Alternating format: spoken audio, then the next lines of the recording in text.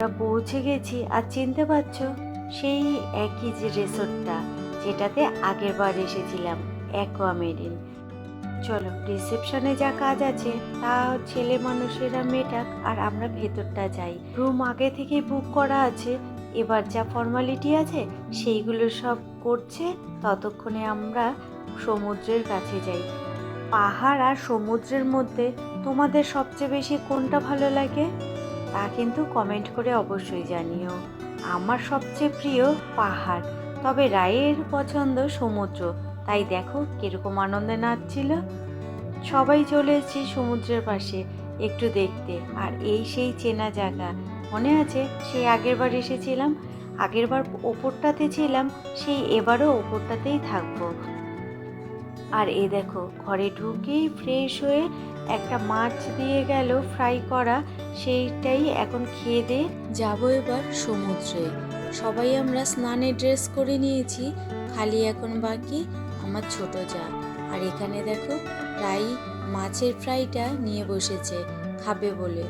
এবার আর তোমাদের রুমটা ঘুরে দেখালাম না, কারণ সেই একই রুম, একটা বেড, একটা sofa cum bed, TV, mini fridge, আর এদিকে একটা ড্রেসিং টেবিল, ব্যাস একটা ব্যালকনি। আগের বারের মতনই সেম, তাই আর তোমাদেরকে আর ঘুরে দেখালাম না, এইভাবেই দেখিয়ে দিলাম। বাইরেটা প্রচণ্ড রোদ, বাইরেটার জন্য কি আর তোমাদের দেখালাম না। এখন আমরা চলে এসেছি খাবার খেতে।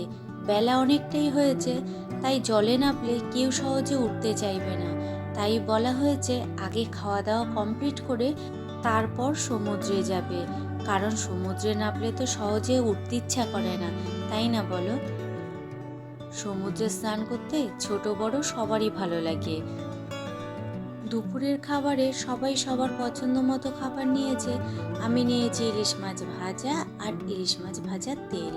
এদিকে টেবিলে আমরা সবাই ইলিশ মাছ ভাজা দিয়েই ভাত খাচ্ছি, আর রাইওরা মাংস খাচ্ছে, কারণ ও তো মাছ খায় না। আর অনেকেই আছে মাংস খাচ্ছে। আর নেওয়া হয়েছে ডাল, আলুর চোখা, আলু পোস্ত, চাটনি, পাঁপড়, ব্যাস এই। মন্দারমণির ভিডিও এই একটাই তোমাদের শেয়ার করলাম। কাল যাব দীঘার জগন্নাথ মন্দিরে। কদিন আগেই তো মন্দারমণি দিয়ে ঘুরে গেছি, তখন জগন্নাথ মন্দির তোমাদের সাথে শেয়ার করেছি, তাই এবার আর শেয়ার করছি না।